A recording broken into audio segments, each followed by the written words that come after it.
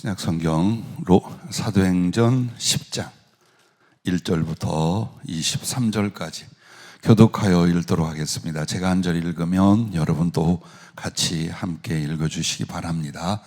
사도행전 10장 1절부터입니다.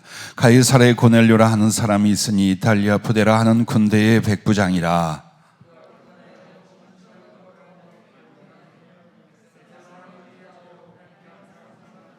하루는 제9시쯤 되어 환상 중에 밝히 보매 하나님의 사자가 들어와 이르되 고넬료야 하니,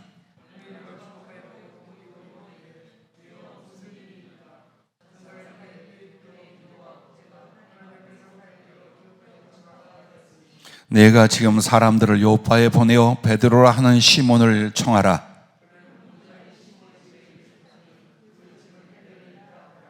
마침 말하던 천사가 떠나매 고넬료가 집안 하인 둘과 부하 가운데 경건한 사람 하나를 불러 이튿날 그들이 길을 가다가 그 성에 가까이 갔을 그때에 베드로가 기도하려고 지붕에 올라가니 그 시각은 제6시더라.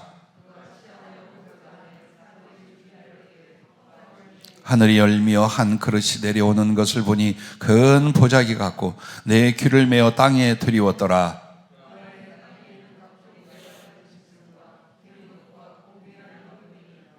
또 소리가 있을 때 베드로야 일어나 잡아먹어라 하거늘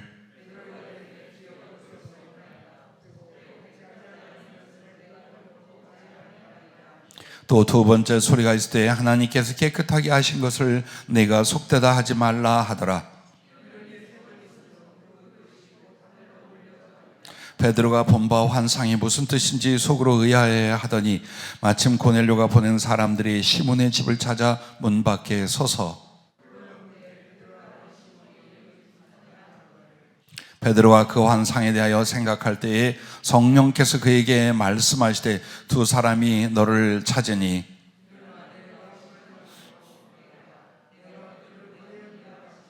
베드로가 내려가 그 사람들을 보고 이르되 내가 곧 너희가 찾는 사람인데 너희가 무슨 일로 왔느냐?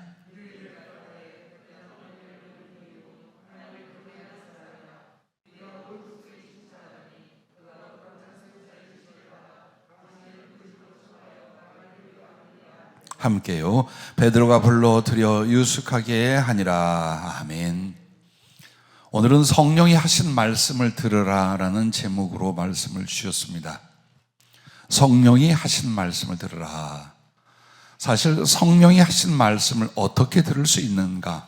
그리고 그 성령의 말씀을 듣고 깨닫고 따르는 것이 구원과 주님과의 사랑을 이루고 또 쓰임받는 큰 이유이며 실패와 성취의 요인이 됩니다. 사실 우리가 많은 지혜를 발휘하며 열심을 내며 또는 때를 기다리며 정말 수를 쓰고 수고를 하고 다 해봅니다. 그러나 무엇인가 우리가 진전하는 것, 이루는 것, 성숙하는 것 이런 것에서 꽤 더디단 말이에요. 그 이유는 하나님께서 우리가 믿음을 가질 때 그의 영을 우리에게 주셨습니다. 그리고 그 영은 우리에게 끊임없이 가르치고 말씀하시고 감화하시고 은혜를 베풀고 계십니다. 그런데 우리들의 모든 지각이나 영혼의 성향이 자꾸만 사람의 말과 세상의 것들로 말미암아 생각, 판단, 의지, 감정, 인생의 길을 정해갑니다. 그렇다면 우리 안에 계셔서 가르치고 인도하실 성령님에 대하여 동행이 될까요? 거스름이 될까요? 대부분 부딪히고 충돌하고 거스리는 쪽으로 가버립니다. 우리는 큰 선을 그어놓고 내가 이렇게 살면 신앙으로 사는 거야. 또 성경이라는 말씀의 대략치를 가지고 내가 이 성경 안에 있는 내용으로 하면 내가 하나님의 뜻을 행하는 거야. 이렇게 생각을 하면서 아주 구체적이며 정확하게 우리에게 말씀하고 가르치고 인도하시는 성령님께 대하여 직접적으로 귀를 기울이고 깨닫고 지켜 행하는 일이 아주 작아져 버리는 거예요. 그리고 마치 성령이 하는 말씀을 듣는다는 사람들은 신비주의며 은사주의며 앞으로 치우쳐 나가는 사람들로 매도를 해요.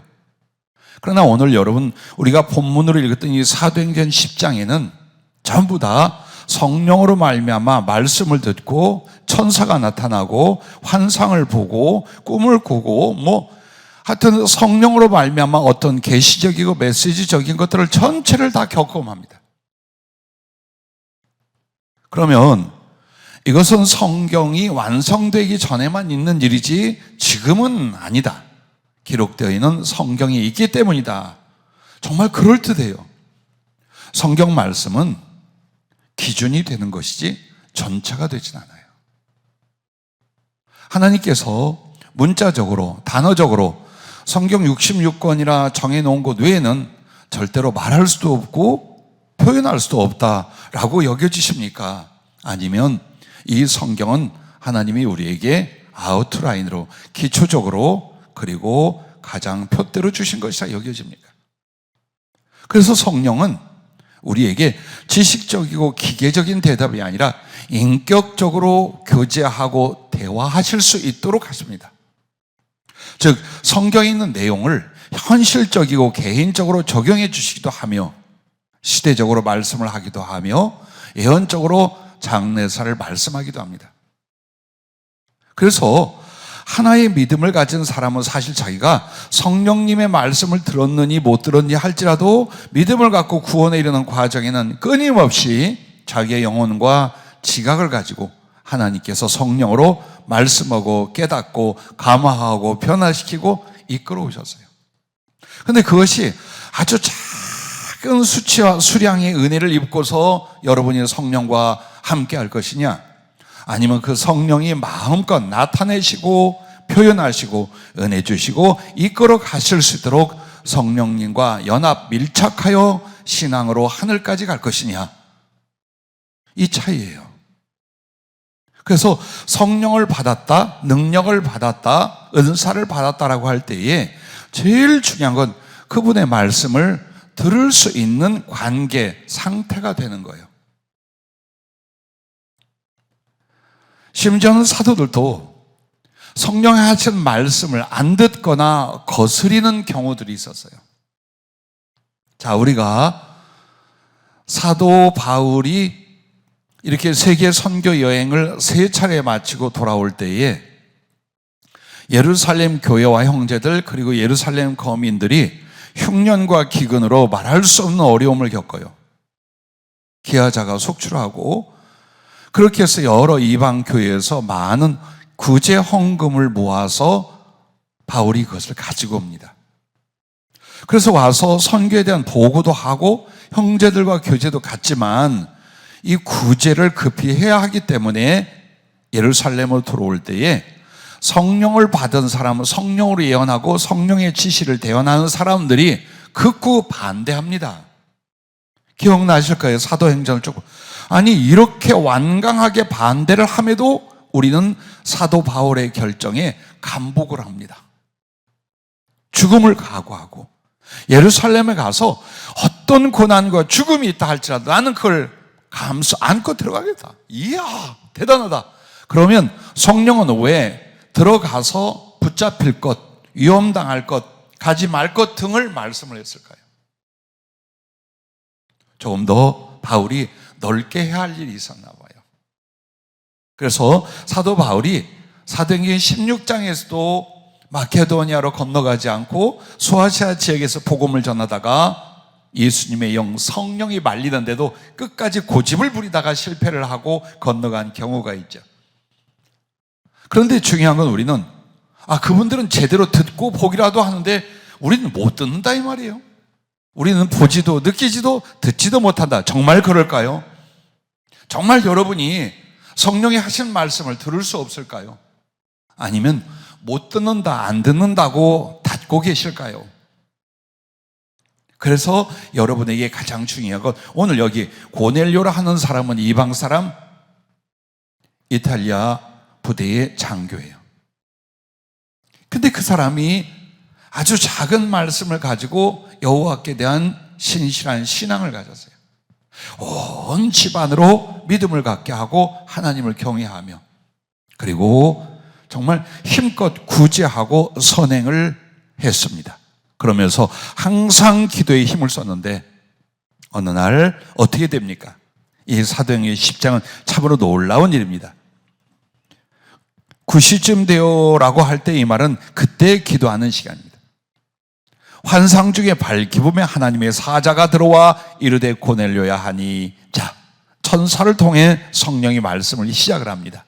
그렇게 해서 베드로를 초청하여 진리의 말씀을 더 깊게 자세히 듣고 하나님의 성령을 직접 부어주는 것이 주님의 계획이었고, 자기도 구체적으로 모르지만 이 고넬료의 간절한 영혼의 소원이었습니다. 자, 이제 문제는 베드로입니다. 이 베드로는 아직까지 이방 사람이라든가 율법이 금하는 것들을 절대 범할 수 없다 하고 살아왔어요. 그런데 주님께서 이 사도 베드로를 이방인, 그것도 지금 유다를 핍박하고 억압하는 로마의 장교로 와 있는 이 사람하고 친분을 맺어야 돼요. 친교를 그냥 스쳐가는 게 아니라 먹고 마시고 뭔가 은혜를 나누게 해야 돼요. 그러려고 하면 이 베드로의 고정관념을 깨트려야 됩니다. 그래서 베드로도 역시 어떻게 합니까? 지붕에 올라가서 기도하는데 제6시더라. 그러니까 6시, 9시, 3시 이렇게 성경에 나오는 건 유대인들이 대부분 정해놓은 시간, 기도하는 시간들이었어요. 그 지붕에 올라가서 기도를 하는데 여기 황홀한 중에라고 나오는데 전에는 뭐냐면 비몽사몽 중에라고 말합니다. 어쨌든 그 환상 중에 하늘이 열리면서 그릇이 내려오고 보니까 보자기 같은 네 귀를 메어 땅에 들이웠는데 거기는 각종 짐승들이, 즉 율법으로 말미암아 금한 짐승들이 가득 들어있어요. 그리고선 이걸 잡아먹으라 합니다. 나는 절대로 지금까지 속되고 깨끗하지 아니한 것은 결코 먹지 않았습니다. 자, 하나님이 잡아먹으라는데 자기는 뭐예요? 나는 율법의 의식과 고정관념을 가지고 하나님께 안 먹습니다. 안 먹습니다. 이러고 있어요. 유대인들이 지금도 그러고 살죠. 그런데 주님이 하나님께서 깨끗하게 하신 것을 네가 속되다 하지 말라. 그리고 그러시고, 그러면 이 그릇은 무엇을 말합니까? 이 그릇은 내 귀를 메어라고 하는 건 전 세계를, 세상을 상징할 때 동서남북으로 넷을 항상 내 바람, 내 모퉁이 이렇게 말합니다. 그래서 세상에 있는 유대인이든지 혹은 이방 사람이든지 모든 구원받을 영혼들을 말하는 거예요. 그래서 잡아먹으라라고 하는 것은 흡수하라는 거예요. 받아들이고 연합할 수 있어야 된다는 걸 말합니다. 즉 이방 구원과 선교에 대해서 말씀해 주시면서 하나님이 깨끗하다. 이제 곧 만날 고넬료는 하나님이 깨끗하시고 믿음을 인정하시고 구원하신 사람이에요. 그리고 사랑하고 칭찬하는 사람이에요. 단지 이방인이라는 것 때문에 경계하고 저버리지 말라. 그것을 환상 중에 보여주신 거예요. 자, 여기서 보면 전부 다 성령이 하신 말씀의 여러 형태가 나옵니다. 그래서 여러분과 내가 성령은 끊임없이 말씀을 하고 계신데 못 듣는다, 안 듣는다. 이것 때문에 우리는 외골수로 혹은 자기 고집으로 혹은 엉뚱한 반대 방향으로 인생이나 사역이나 삶을 가버릴 수가 있었던 거예요. 여러분을 고아와 같이 버려두지 아니하시고 보혜사 성령을 보내주시고 그분이 우리와 함께 영원히 계실 거라 했어요. 그리고 그분을 무엇이라고 하냐? 첫째, 진리의 영이신 성령님이라고 말합니다. 그러면 요한복음 14장 16절 17절에 보면은 내가 아버지께 구하겠으니 그가 또 다른 보혜사를 너희에게 주사 영원토록 너희와 함께 있게 하리니 그는 진리의 영이라. 세상은 능히 그를 받지 못하나니 이는 그를 보지도 못하고 알지도 못함이라. 그러나 너희는 그를 아나니 그는 너희와 함께 거하시며 또 너희 속에 계시겠습니다. 성령의 거주지는 하늘에서 어디로 이동하신다는 거예요? 우리 속. 그럼 속이라는 게 뭘까요? 영혼을 말합니다. 동시에 우리의 심령을 말하고 나라는 존재 전체를 말합니다. 그래서 주의 성령을 주셨다. 근데 그분이 누구냐? 보혜사이시면서 진리의 영이라고 말씀을 하는 거예요. 보혜사라는 건 여러분의 위로자, 돕는 자, 중재자, 변호자 이런 뜻을 다 가지고 있고 그리고 무엇보다도 진리의 영이라고 할 때는 첫째, 성령은 진리 대신 하나님의 영이다 그 말이에요. 이 말은 곧 하나님 당신 자신이라 이 말이에요. 한마디로 그 하나님 당신 자신과 같은 분이로되 하나님의 진리를 위하여 하나님께 보내심을 받은 분, 그분이 성령이시다. 그래 여러분이 삼위일체론을 공부할 때 기억들 나시지요? 자, 하나님으로부터 예수 그리스도 나오셨어요. 성령님 발출되셨다고 표현해요. 즉 하나님이 보내신데 왜 보내시느냐? 진리를 위하여 보내십니다. 그 진리를 우리에게 전하고 가르치고 이루고 할 수 있도록 성령을 보내셨어요. 또한 두 번째는 성령은 진리를 가르치시고 증언하는 분입니다. 즉 여러분과 나에게 있어서 직접적인 개인 교수, 선생님이 되어주시는 거예요. 공동적이기도 하지만 개별적 개인적으로 예수님의 영이, 아버지의 영이 오셔서 여러분을 어떻게 해요? 그 진리 말씀을 여러분을 가르치시고 그리고 풀어주시는, 그래서 성령님을 대언의 영이라고 말합니다. 또한 세 번째로 진리의 영이신 성령님은 이것입니다. 성령은 진리이시며 진리를 행하신다는 겁니다. 즉 성령은 위선이나 거짓이나 부족함이 없어요. 오직 성령은 무엇을 말하고 나타나시나요? 다 참이에요. 하나님 안에 진리 참만을 말하고 참만을 행하시는 영이라 그 말이에요. 그래서 우리가 귀신하고 비교할 때 사악한 악한 영들은요 사람에게 와서 진실인 양 와요. 그래서 조금 뭘 알고 돕는 척 하다가 결국 진리의 근본인 하나님과 구원과 천국을 향하여 완전히 180도 꺾이고 다른 쪽으로 가게 만들어요. 그리고 끝에는 미워하고 파괴하고 죽이고 죽는 결과를 가져오게 만드는 것이 악한 영들이에요. 이것과 비교할 때 진리의 영이란 뭘까요? 참되시다. 옳기만 하시고 사랑스럽기만 하시고 의만을 하시고 하나님의 진리만을 전하고 진리만을 행하시는 분, 절대로 거짓도 비틀어짐도 이만큼도 없단 말이에요. 그래서 하나님의 성령이 사람에게 임하면 이 사람이 어느 쪽으로 가는 거예요? 진리를 행하고 진리를 품고 진리이신 그리스도를 닮아가는 쪽으로 성령님은 이끌어 가신 줄로 믿습니다.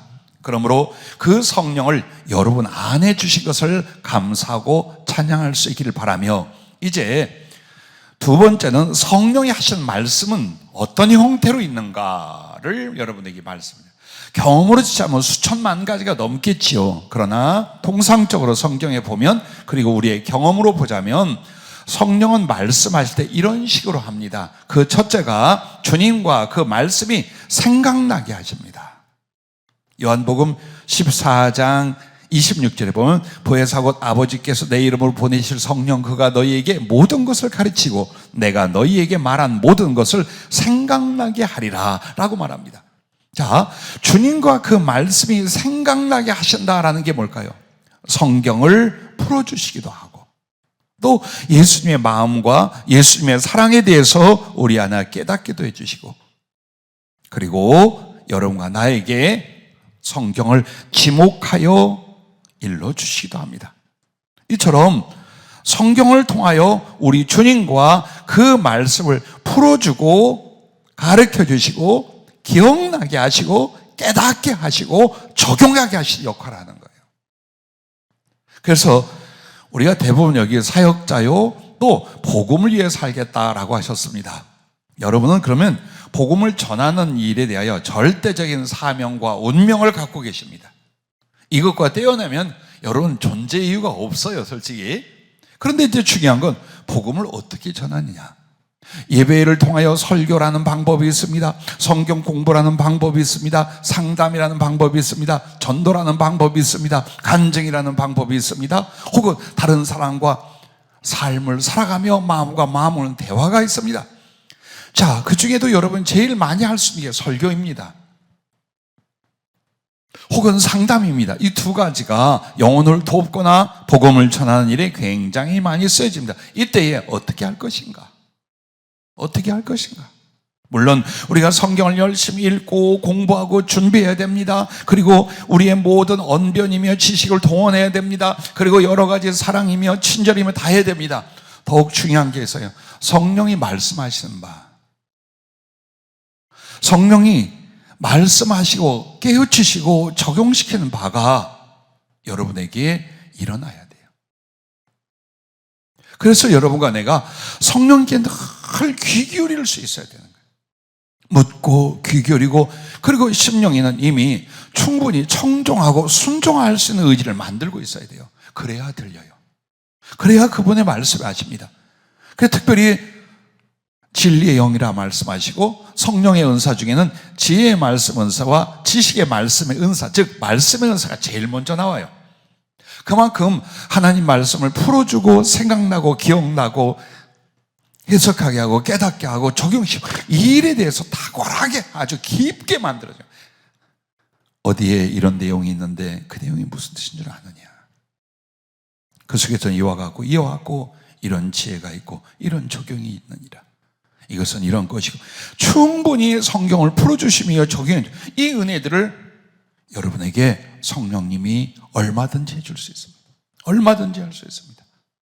그래서 여러분과 내가 사람의 의지와 사람의 지식을 자꾸만 더 앞세울수록 성령님이 내게 하실 말씀과 지혜와 지식을 잘 분별하지 못하는 상태에 이르기가 쉽습니다. 그래서 여러분은 성령님으로 말미암아 지혜를 경험할 때에 제일 먼저 여러분의 이런 게 뭐야? 말씀이 잘 깨달아져요. 말씀이 달고 오묘하고, 그 말씀을 예전보다 더 훨씬 지혜롭고 지식적으로 깊게 이해하기가 되기 시작해요. 그렇게 시작해요. 그 왜 그럴까요? 그게 성령이 말씀하는 바예요. 들어라 이놈들아, 이렇게 해야만 성령의 말씀, 성령의 음성이 아니에요. 여기 뭐라고 해요? 가르치시고 생각나게 하신다, 깨닫게 하신다, 풀어주신다. 자, 두 번째는 마음에 감화 감동을 주신다라는 겁니다. 어디서 소리가 들린 게 아니에요. 환상을 본 것이 아니에요. 근데 내 마음속에서 내 양심과 지각이 어느 방향으로 감화 감동을 받기 시작하는 거예요. 아이, 이거 아니야, 이렇게 살면 안 되지, 하나님 앞에서. 내가 그 사람을 너무 아프게 했어. 참 고맙지. 나도 그 사랑을 내가 10사람, 100사람을 이룰 거예요. 여러분이 마음속에서 이렇게 감동이 오고 깨달음이 오고 감화가 오는 것을 전부 다 스스로라고 생각하지 마세요. 왜? 성령과 여러분은 이미 연합이 되면 그때부터는 스스로가 없어요. 성령님과 함께하는 그분의 마음, 그분의 감화이든지 거스름이든지가 여러분에게 일어나요. 그래서 여러분이 성경적이며 선하고 지혜로운 감동과 감화가 일어날 때는 분명히 성령이 내게 말씀한다고 믿고 아멘 하시기 바랍니다. 아멘 할 수 있기를 바랍니다. 나는 못 들었는데요. 주님이 나타나 내게 시키면 내가 그때는 할 텐데, 아유, 그렇게 미운 소리들 하지 말고.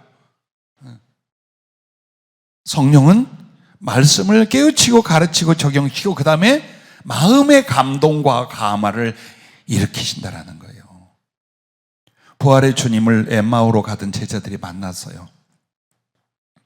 그런데 주님이 곁에 있어도 몰라. 주님을 못 알아보는 거예요. 그 주님이 구약 성경부터 쭉 풀어 예수 그리스도의 고난 받으시고 그 구속을 위하여 죽으신 뒤에 살아날 걸 쭉 일러주셔요. 그리고 떡을 떼어서 딱 줍니다. 그들의 눈이 밝아져 그인 줄 알아보더니 예수는 그들에게 보이지 아니하신지라. 그들이 서로 말하되 그래서 길에서 우리에게 말씀하시고 우리에게 성경을 풀어주실 때에 우리 속에서 마음이 뜨겁지 아니하더냐. 그 뜨겁지 아니하더냐 이 말은 뭐냐, 뭔가 강력한 감화와 감동을 받는 걸 말해요. 고요히 어루만지는 위로가 있을 수도 있어요. 뜨거워 견디지 못할 것도 있어요. 가슴을 치며 애통하고 눈물을 자아낼 수도 있어요. 주님 사랑, 그 조그만 것이 깨달아지고 그 작은 지식이 들어와도 너무 좋아서 어쩔 줄 몰라 할 수 있어요. 이게 전부 다 성령이 말씀하는 방법이에요. 그래서 여러분은 항상 양심과 지각이 깨어 있을 수 있어야 돼요. 양심이 무뎌지고 악해지면 사단이 그걸 이용해서 해요. 얼마 전 누군가가 꽤 고난을 받아요. 성령의 작업도 있었고 성령을 경험했다는 사람인데 몹시 그 정서 상태가 변화됐어요. 그 중에 하나가 뭐냐? 그 보복 운전하는 그 상황을 만났는데 네가 가서 박아버려라. 그러면 내가 하는 일을 네가 볼 것이다. 그러더라는. 그래서 진짜 박았어.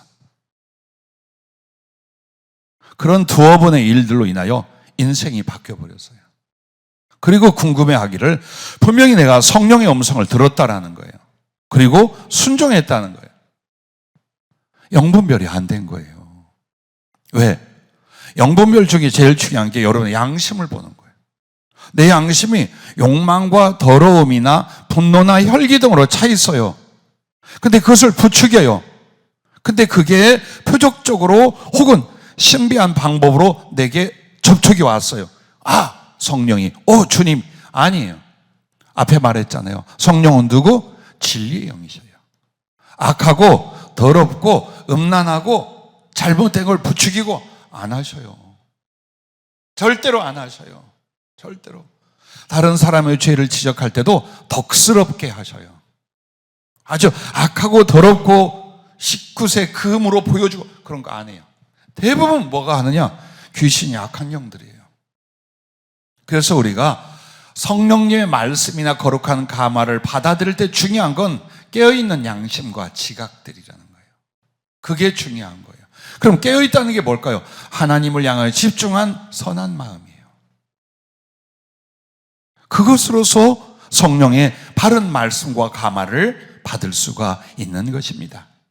그래서 여러분과 내가 잘 아는 히브리서 9장 14절 말씀에 보면 하물며 영원하신 성령으로 말미암아 흠없는 자기를 하나님께 드린 그리스도의 피가 어찌 너희 양심을 죽은 행실에서 깨끗하게 하고 살아계신 하나님을 섬기게 하지 못하겠냐. 성령으로 들어진 그리스도의 피. 그 말은 우리에게 그리스도의 피가 무엇으로 오셨다는 거예요? 성령으로 임하신다는 거예요. 그리고 그 성령은 여러분과 나의 양심을 깨끗하게 하는 거예요. 악이 무엇인지, 죄가 무엇인지, 더러움이 무엇인지 분별하고 선이 무엇인지, 의가 무엇인지, 진리가 무엇인지 분별하게끔 우리의 영혼의 양심을 만들어 주시는 거예요. 그리고 히브리서 10장 22절 말씀에 봐도 비슷한 류의 말씀이 있어요. 우리가 마음의 뿌림을 받아 주님의 보혈. 악한 양심으로부터 벗어나고 몸은 맑은 물로 씻음을 받았으니 참 마음과 온전한 믿음으로 하나님께 나아가자. 그리스도의 피의 뿌림을 받았어요. 즉 성령의 은혜를 입었어요. 그럼 악한 양심으로부터 벗어나고 몸은 맑은 물로 씻음을 받았으니 참 마음과 온전한 믿음으로 하나님께 나아가게 하는 거예요. 그래서 늘 우리의 마음과 심령 상태가 복잡할 수 있고 힘들 수 있고 악해질 수도 있어요. 그러나 다시 잡아. 어느 쪽으로? 무엇이 의인지, 무엇이 선인지, 무엇이 사랑인지, 무엇이 우리 주님과 성령이 추구하고 이끄실 방향인지에서 내가 나를 이끌어 가야 돼요. 그러셔야 돼요. 내가 말이야 원래 성격이 한 번만 더 그 말 해봐라. 저기가 성격 자랑 한 번들 할 거야. 전부 다 불러내가. 아니에요. 끊임없이 나를 성령님과 그 가르친 말씀으로 가르치고 도전하고 부서뜨리고 재건축하고 이걸 평생에 하는 거예요. 그게 믿음의 사람이에요. 근데 전혀 성령님의 그 거룩한 가마와 말씀을 들으려 하지 않아.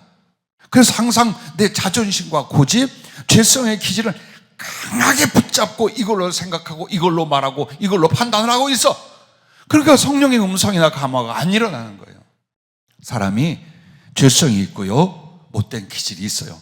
근데 그것을 주장하지는 말라 이 말이에요. 내 안에 그것으로 도배하고 구들장을 놓지 말라 이 말이에요. 걷어내, 자꾸만 걷어내. 또 들어와도 걷어내고 인정하는 거예요. 주님, 이것은 죄입니다. 주님, 이것은 교만입니다. 주님, 내가 악했습니다. 주님, 그 사랑을 해야 됩니다. 그게 의였습니다. 이걸요, 내 영과 양심에서 놓치는 순간 우리는 끝장나요. 아무리 죄가 있어도, 아무리 세속에 살아도요, 우리의 양심 안에서 옳고 그름을 분별하며 그 하나님의 오름에 향하여 그것을 지향하고 인정하고 따라가려는, 이것이 바로 우리의 양심과 지각이 깨어있는 거예요. 그때 성령님은 얼마든지 꼭 내가 생각한 것 같아, 내가 그런 마음을 먹고 생각한 것 같아. 그래도 여러분 믿으셔요. 성령님의 감화와 그분의 감동이라는 것을 잊지 마시기를 바랍니다. 자, 세 번째는 정확한 언어로 말씀하신다라는 겁니다.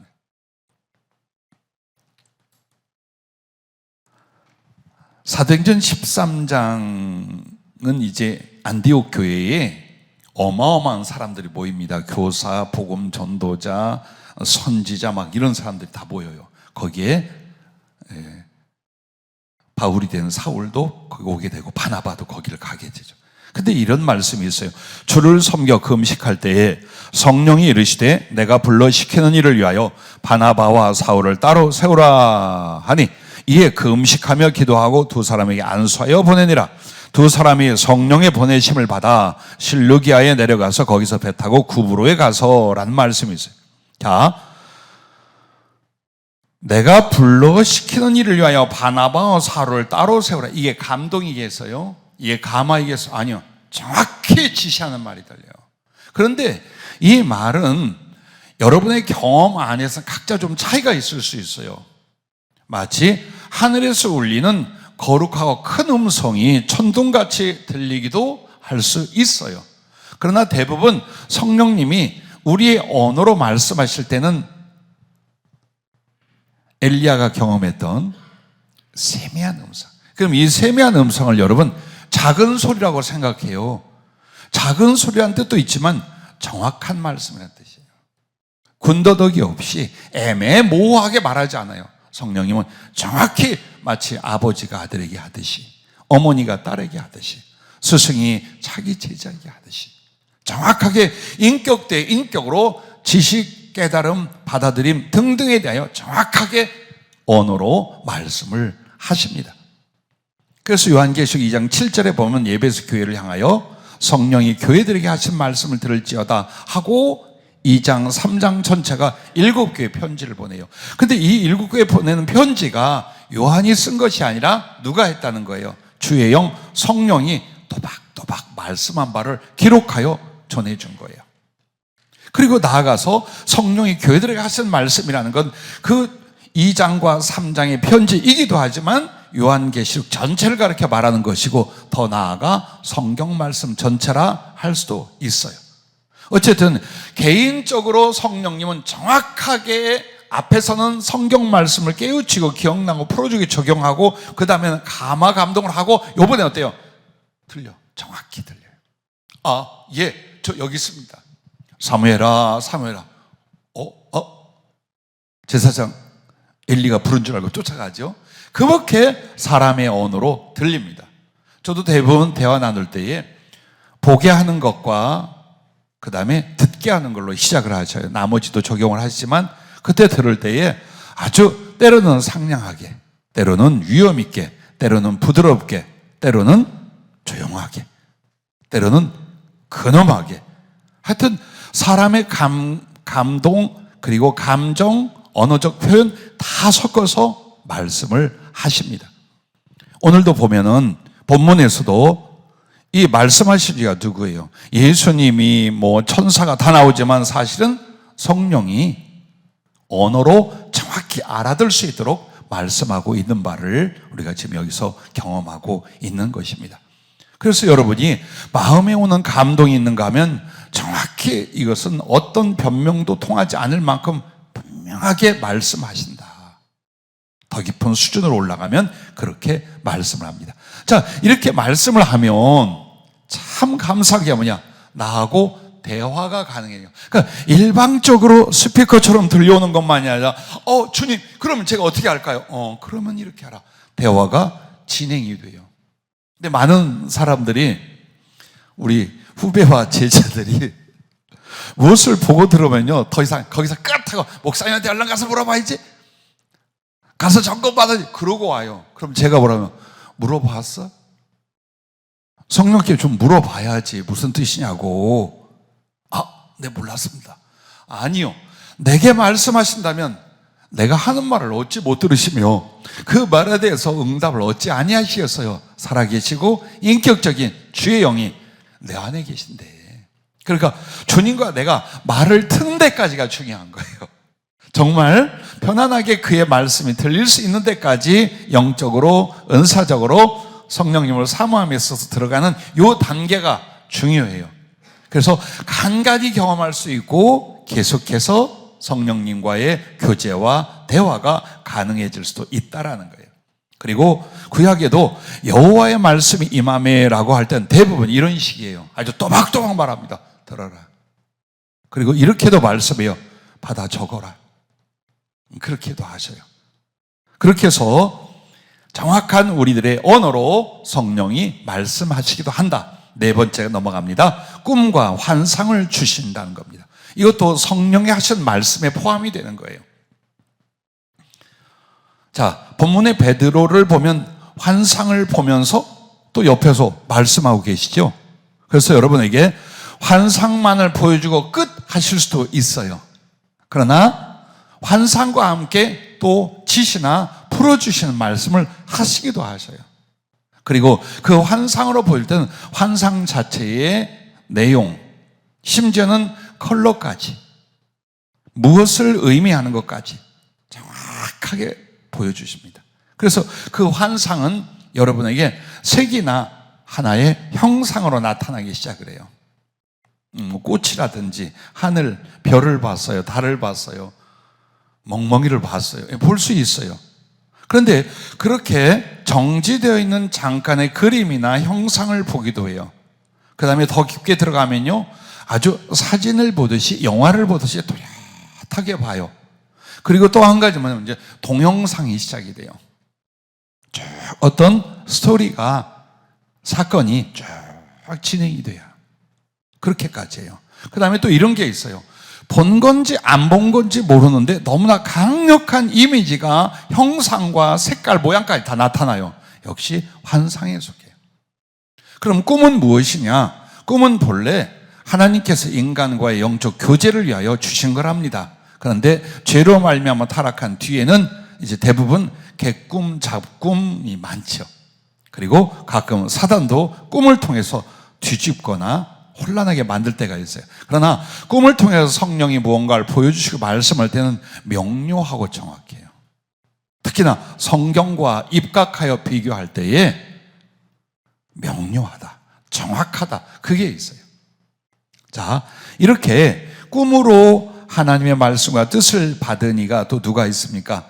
창세기 28장에 보면 야곱이 브엘세바에서 떠나 하란으로 향하여 가다가 베델에, 나중에 베델이죠. 거기서 돌베개 하고 잘 때 꿈을 꾸게 됩니다. 하늘에서 사닥다리가, 이 말은 사다리가 아니에요. 계단이란 뜻이에요. 그래서 하늘에 떠 있는 계단이라는 뜻입니다. 그 계단이 하나님 보좌에서부터 쫙 내려와 있고 천사들이 오르락 내리라고 그 위에 보좌에 앉으시니 하나님을 보았어요. 그리고 그분이 말씀을 하셨어요. 근데 그는 내가 꿈을 꾸었지로 끝나지 않아요. 바로 하나님께 서원하며 베개, 돌베개 세우고 기름 붓고 그곳에서 하나님께 자기의 영혼과 존재의 모든 걸 서원하게 됩니다. 그래서 꿈도 하나님께서 성령으로 우리에게 말씀한 바로 사용하시기도 한다. 그래서 이 환상을 볼 때도요, 여러분과 나에게 마귀란 놈이 할 수도 있어요. 나중에 또 영분별에 대해서 말하겠지만, 근데 성령 주시는 환상은요, 마음속에 두려움이나 혼란이나 악함이나 의심이나 더러움 등등 일어나지 않아요. 평안하거나 담대하거나 경외함이 일어나거나 큰 확신이 오거나 그래요. 그렇게 해서 수없이 많은 하나님의 사람들이 아브라함부터 시작해가지고 주님의 제자들 바울에게까지 얼마나 많은 환상, 즉 비전을 보여주시면서 하나님과 교통하고 장래사 계획을 인치셨는지 몰라요. 그래서 나는 여러분들이 눈이 열릴 수 있기를 항상 기도하고 있습니다. 귀가 열린다라는 것은 그분이 직접 여러분에게 말씀할 수 있는 거룩한 영적 기능 속에 들어가는 것이고, 눈이 열린다는 건 꿈이나 환상과 거룩한 비전을 얼마든지 주실 수 있는 이 영적 상태를 가르쳐 말합니다. 자, 넘어가면 다섯 번째는 천사를 보내십니다. 자, 그 내용의 주체는 성령이셔요. 그러니까 천사가 갑자기 자기 혼자 나타나는 게 아니라 주의 성령으로 말미암아 천사가 옵니다. 그래서 그 천사가 무언가 자기 형상을 보여주기도 하고 그 다음에 어떤 메시지를 전해주기도 하죠. 그래서 오늘도 이 본문을 보았을 때에 고넬료에게 하나님의 사자는 천사란 말이죠. 나타납니다. 저도 27대인가 6대인가 아마 처음 천사를 봤어요. 그리고 그분이 성경을 펼쳐 가르쳐주는 것과 장래 일들을 보여주는 것과 하나의 퍼포먼스를 또 이렇게 내게 보여주면서 시작이 됐는데 나중에 계속 만나게 되고 보게 돼요. 근데 이렇게 천사는 천사지 뭐가 아니에요. 전부 다 성령 안에서 성령을 통해 하신 일들이에요. 그래서 성령이 말씀하신 바도 천사의 형상으로 천사를 보내어 성령이 말씀할 수 있다라는 것입니다. 그러면 여러분, 천사를 어떻게 생각해야 될까요? 천사는 하나님의 사자 혹은 주님의 대리로서 그들을 보내거나 그들이 더 큰 하나님의 영광과 위엄과 확신을 위하여 나타나기도 하는 거예요. 성령을 통해서요. 그리고 천사가 보였다, 천사가 왔다라면 거기에 주님도 같이 와 계시다고 믿으시길 바랍니다. 아, 난 주님이 안 보였어. 아니요. 천사가 왔다는 건 왜 주님의 사자, 하나님의 사자라고 했어요? 하나님도 함께 그 자리에 계신 거예요. 그리고 주의 말씀을 대언하거나 주신 교훈이 있거나 혹은 천사 자신이 주님 때문에 우리를 어떻게 돕고 우리를 어떻게 보호하는가를 위해서도 천사를 때로는 성령이 보내어서 우리를 만나게 하거나 말씀을 주시기도 합니다. 그러니 당연히 천사를 보내주실 땐 여러분에게 어떤 영적 기능이 와 있어야 돼? 눈이 열려 있어야겠죠. 표적적으로 한두 번은 볼 수 있지만 자주 성령님이 천사의 형상이나 천사를 통해 어떤 메시지를 줄 때는 이미 눈이 열려진 상태에서 이것이 능히 가능하다라고 볼 수 있습니다. 자, 여섯 번째로 넘어가면 사람을 보내십니다. 이게 아주 중요합니다. 사도행전 9장에 사울이라는 바울, 그가 예수 믿는 사람들 핍박하고 교회를 잔멸하려고 할 때에 부활하신 주님을 만나요. 그래서 그가 환상을 본 게 아니라 부활하신 주님을 본 증거가 뭐냐? 그 주님 영광의 빛에 눈이 멀어 3일 동안 소경이 되어버립니다. 환상을 보고는 그런 일이 안 일어나요. 자, 그랬는데 중요한 건 이렇게 눈이 멀어 금식하며 기도하고 있는 사울에게 주님이 또다시 온 게 아니에요. 아나니아라는 제자에게 나타나십니다. 그리고 그를 보내요. 걱정을 합니다. 이 인간이 어떤 인간인데 주님 그에게 갑니까? 그럴 때 주님이 그가 여차저차하여 나를 만났고 금식하고 회개하고 있다. 그래서 네가 가서 앞으로 장차 이방에 가서 복음을 전할 자로 이렇게 해라. 그래서 그 말씀대로 가서 눈먼 사울에게 말씀을 전하고 손을 얹어 기도하니 성령의 충만을 입고 눈의 비늘 같은 게 벗어집니다. 자, 여기서 아나니아는 뭡니까? 아나니아 개인이었나요? 아니요. 성령이 하신 말씀이었던 거예요. 왜? 지금 이 사울이라는 사람은 사람을 통해서 하나님의 뜻을 알아야 될 이유가 있어요. 그럴 땐 사람을 통해 보내는 거예요. 직접 할 수도 있지만 꼭 사람을, 근데 대부분 보면 사람을 통해서 하나님이 성령의 말씀을 줄 때는 순종과 믿음, 겸손 등을 보기 위해서 그렇게 하실 때가 많아요. 여러분이 잘 아는 유다 왕 여호사밧 때에 모압과 암몬, 마온 이렇게 연합 공격이 일어나잖아요. 역대하 20장에 보면 그때 겁먹고 몹시 떨고 있을 때에 하나님의 사람 야하시엘이라는 사람을 보냅니다. 그에게 여호와의 영이 임하여, 이 싸움은 여러분이 잘 아는 전쟁은 여호와께 속한 것이다. 너희들에게 속한 것이 아니다. 바로 그 말씀이 이 사람을 보내서 하나님이 말씀을 해요. 이렇게 성령님이 임하여 누군가에게 말씀을 전하도록 보내요. 그때 겸손이 중요해요. 나는 우리 설교하는 목사님과 우리 전사님, 강사님들이 아마 이건 다 알고 계실 거예요. 교회나 개인에게 어떤 문제가 있어요. 바로 설교해야 돼요? 안 해야 돼요? 안 해야 돼요. 왜? 상처를 입어. 상담한 내용을 바로 설교한다든지 혹은 몹시 힘들고 어려워하는데 그 내용을 알고 바로 설교하면 분명히 사람들이 상처를 봐요. 그런데 때로는 성령은 거꾸로 할 때가 있어요. 상담을 했는데 그렇게 비밀스러운 건 아니지만 성령이 이거 이렇게 해서 성경 공부시켜라, 이거 바로 설교하라 할 때가 있어요. 나도 알아요.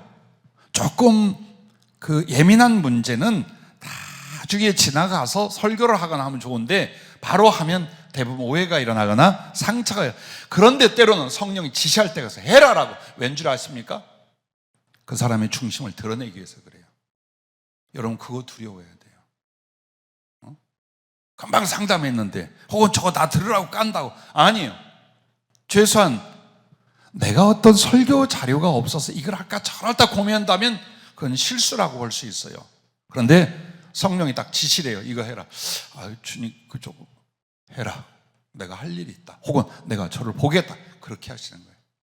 그래서 저도 어떤 사람에 대하여 축복의 이야기를 말하는 건 10번, 100번이라 할 수 있어요. 근데 조금이라도 예민하거나 혹은 상담한 내용이나 이런 걸 설교나 성경 공부로 딱 들어가는 거 안 해요.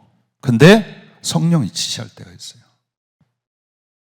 그래서 여러분과 나는 내 자존심이고 기분이고 상황이고 절대 말씀 앞에서 따지는 거 아니에요.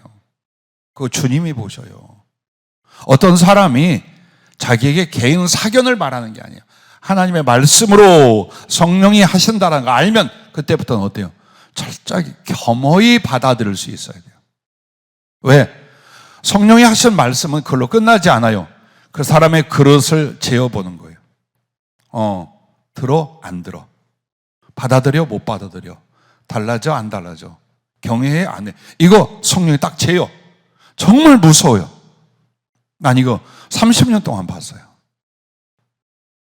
여러분 절대 하나님 앞에 하나님은 긍휼의 하나님 자비 다 넘어가요. 용서도 해요. 그러나 그 사람에게 의대를 주고 그 사람을 쓰시고 그 사람의 상황을 만들어주고 그런 만들 때 절대로 그렇게 안 해요. 여러분 절대로 그렇게 안 해요. 그래서 제일 무서운 게 굶주림이나 가난이나 질병이나 실패가 아니에요. 그분의 말씀이에요. 그것도 성령을 통해 직접 하는 말씀에 대해서는 정말 경외하는 두려움을 갖고 나나 여러분이 그 앞에 설 수 있어야 돼요.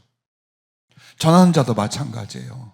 인간적으로 하려고 하지 않고 성령의 지시를 받을 수 있다면 이것을 들을 때 그 사람이 좋을 거냐 나쁠 거냐, 나를 격려하고 칭찬하고 받아들일까, 이거 생각하면 안 돼요. 뺨을 맞더라도 칼이 옆구리에 들어온다 할지라도 전하고 와야 돼요. 정말 싫은 사람이 있어. 그런데 하나님이 축복하고 와야 돼요. 그처럼 사람을 주님이 보낼 때는 왜 보낼까요? 대부분이 내가 들을 수 없는 상태, 볼 수 없는 상태에 조금 먼저 성령으로 메시지와 주님의 마음을 전해줄 사람이 있다면 이 사람을 여러분에게 보냅니다. 그래서 사실은 저 같은 경우도 여러분 만나 지금까지 있는 이유가 인격이 좋아서 혹은 여러분이 엄청나게 존경하고 본받을 게 있어서가 아니라 바로 대언케 하는 그 역할에 있어서 여러분 앞에 있게 있었던 거예요. 성경에 이제 수없이 많은 선지자나 하나님의 사람들이라고 나오죠. 그러면 그렇게까지 아니더라도 때때로는 성령께서 말씀을 주어서 남에게 전하게 하거나 대언하게 하셔요.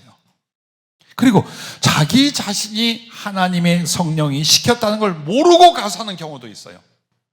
그것도 우리가 알아야 돼요. 모르고 정말 마음속에 누군가를 격려했어요.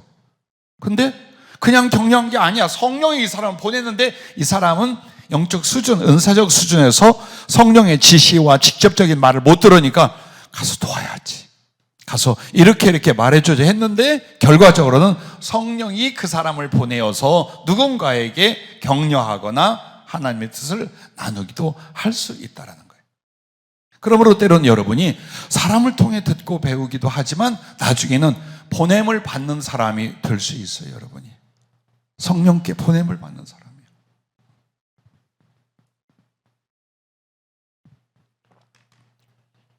제일 힘들었던 경험 중에 하나가 어느 부흥 강사를 회개시키러 보낸 경우였어요.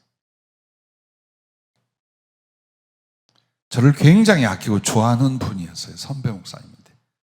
근데 그를 여차저차 일로 가서 회개시켜라. 그가 새벽에 기도하고 집에 안 들어가고 교회에 있으니 가라. 그래서 저 수원 근처 병점 어느 교회에 있는데 갔어요. 정말 그래서 만난 경우가 있어요. 또는 주님이 회개를 위하여 보냈는데 아주 강력하게 부인하고 제 맥살을 잡고 뺨을 이리저리 친 사람도 있어요. 그런데 더 아픈 건 뺨을 맞고 멱살 잡힌 게 아니었어요. 주님이 마지막 기회를, 그래서 남자 성도에는 장남을 치기로 하고 여자 성도에게는 다시는 회개가 그 심령에 못 일어나게 친다라는 거예요. 이 사람은 그 뒤를 못 봤어요. 그러나 저 사람은 큰아들이 나하고 친분이 있기 때문에 그걸 봤어요. 결국 그런 결과가 와요. 어떤 말들을 할지 몰라요. 용인 전 시장 될 때에 참 여러모로 어떤 연결을 통해서 그를 만났어요. 선거운동하고 있을 때. 그리고 그 사람이 이렇게 좀 형식적인 신앙이었어요. 당신을 몰표로 하나님이 세울 거다. 표적으로. 대신 두 가지를 기억해라. 용인시에 있는 장애인들, 가난하고 병들고 어려운 사람들, 그 사람들을 전적으로 돌봐라. 그리고 시정에 있어서 고쳐야 될, 변화시켜야 될 일이 있을 거다. 그거 해라. 이 두 가지를 네가 하면 너는 이보다 더 나은 정치적 조건과 입지가 세워질 것이다. 그러나 그렇게 안 할 때는 이걸로 끝이다. 그리고 그 표적으로 선거가 끝난 뒤에 가장 너를 지지했던 측근이 너를 배반하게 될 것이다. 그리고 실제로 그런 일이 났어요. 그리고 몇 년 뒤에 그걸로 끝났어요. 정말 사실 사람을 보낸다라고 하는 것은 우리가 못 듣고 못 보기 때문도 있어요. 그 다음에 두 번째는 뭐냐면 내가 신비한 경험을 하면 대부분 두려워서 복종합니다. 근데 별것도 아닌 것 같은 사람이 와가지고 하나님이 그런데 말이야 이러잖아요. 조금만 심령이 강팍하면 듣기 싫어. 그냥 너나 잘 믿고 잘 살아 그러면. 그리고 속일 수 있다고 생각을 해요. 하나님의 성령이 나에게 당신 이렇다라고 하잖아. 딱 그러면 웃기고 있네. 내가 말하는데 네가 어떻게 알아. 그래서 강팍해집니다. 주님이 뭘 보느냐? 이 사람에게 마지막 기회를 주는 거예요. 겸손히 받아들일 거냐? 마음이 꼬일 거냐? 혹은 그것을 통하여 한 번이 아니잖아요. 즉 사람을 보냈을 때는 한 번의 메시지가 아니라 인격적이고 영적인 큰 도움을 얻게 되는 거예요. 왜? 성령의 지시에서 하나님 말씀을 받고 간 사람은 그걸로 그 사람은 끝나지 않아요. 끝까지 책임이 있는 양 그를 위해서 축복하고 그에게 또 주님이 무언가를 전하면 또 전하게 돼 있어요. 그게 이제 앞으로 나는 우리 목사님들과 사랑하는 우리 후배들 모든 제자들이 그렇게 될 수 있기를 바라요. 정말 여러 가지 다양한 사이겠지만 하나님의 영이 여러분을 세워서 아주 중요한 것을 세계를 향하여 혹은 교회를 향하여 혹은 개인을 향하여 나아가 전하게 할 때 목숨을 걸고 가서 전할 수 있도록.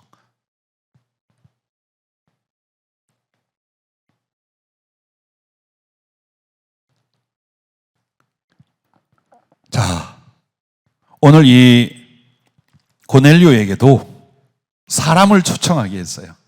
베드로가 왔어요. 왜 그랬을까요? 베드로를 통하여 좀 더 생생하고 구체적인 구원의 복음을 확실히 듣게 하기 위해서 그렇게 하셨어요. 그렇게 하고 그리고 베드로를 통하여 성령이 직접 임하도록 하셨어요.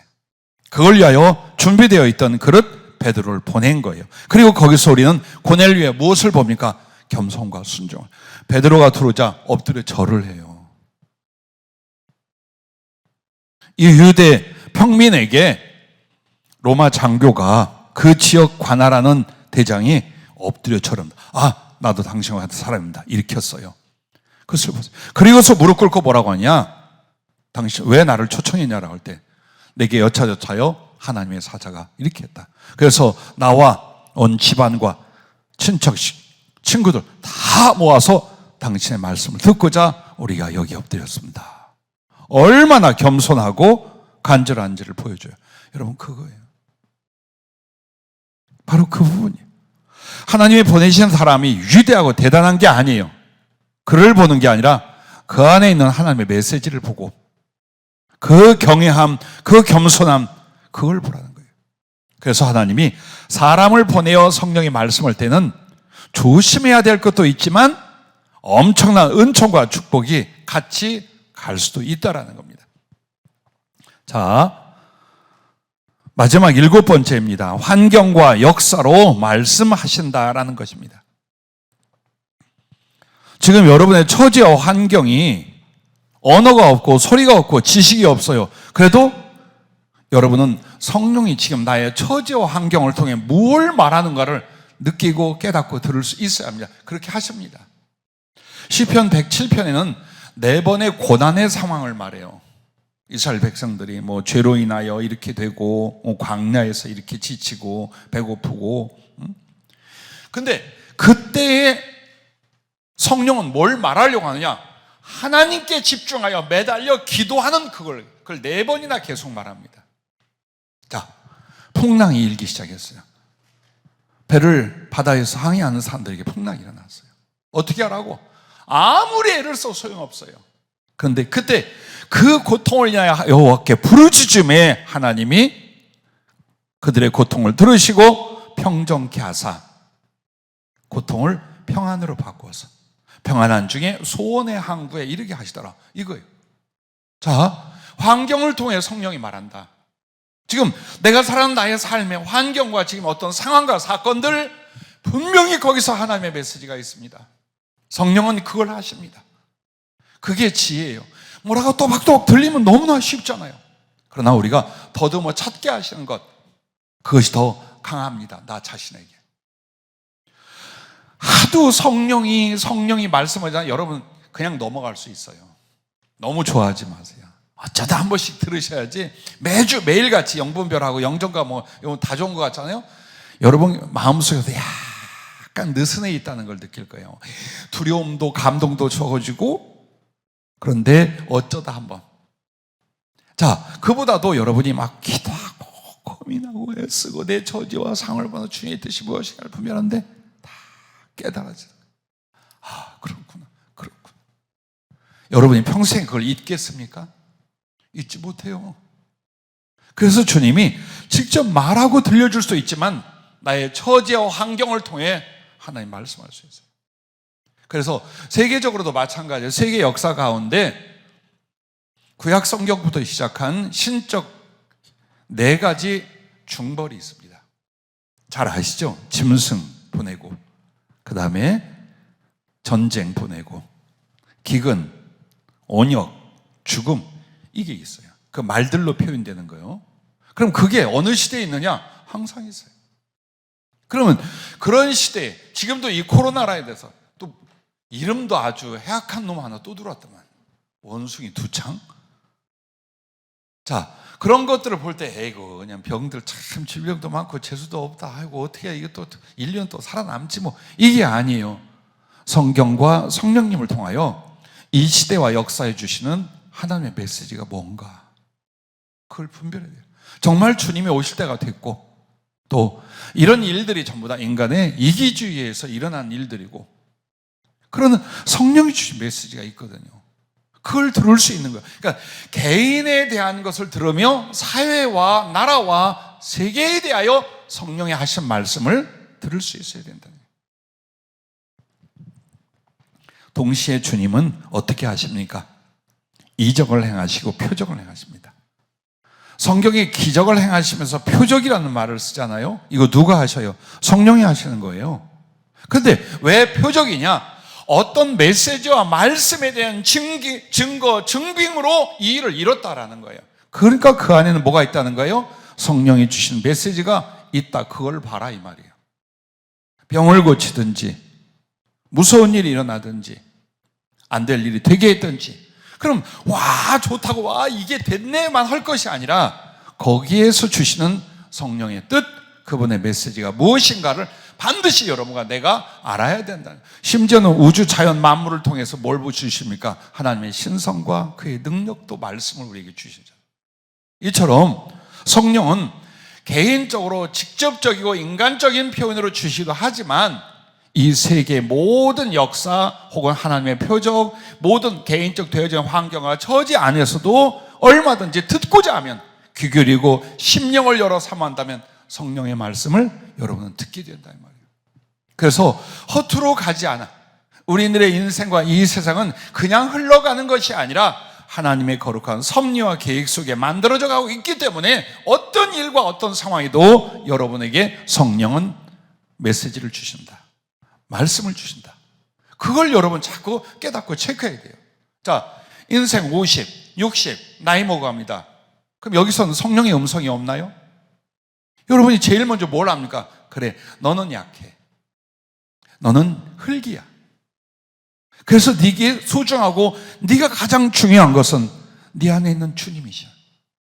그리고 이렇게 나이 먹고 늙어간다는 것은 소멸이거나 약해지거나 패배가 아니야. 너는 주님 나라에 그만큼 더 가까이. 그럼 난 나이를 먹고 세월을 가면서 어떻게 살까요? 성령이 말씀하잖아요. 성숙해라. 애 늙은이가 되지 말고, 나이 퍼먹고도 애들 짓 하지 말고 뭐가 되라는 거예요? 인격과 사랑과 신앙에서 성숙한 사람이 되라. 얼마든지 여러분이 듣고자 한다면 개인적으로나 사회적으로나 국가적으로나 세계적으로나 혹은 내 자신의 인생에서 자꾸 들을 수 있어요. 그리고 그것을 혼자 되뇌이는 푸념이라고 생각하지 말아요. 그러면 그때부터 성령의 말씀과 내 자신의 생각과 혼동이 일어나서 이제 못 들어, 안 들린다고 생각해요. 하나님의 뜻이라면, 성경적인 메시지라면, 당연히 그분이 말씀하는 내용이라면 그분께 영광을 돌리세요. 그리고 받아들이세요. 겸손하게요. 이거 내가 말했나? 내 생각, 나도 이 정도는 하지 마세요. 왜? 성령과 둘이 똑같이 생각할 수 있어요. 그래도 여러분에게 왔거든 성령님이 하신 걸로 영광을 돌리는 거예요.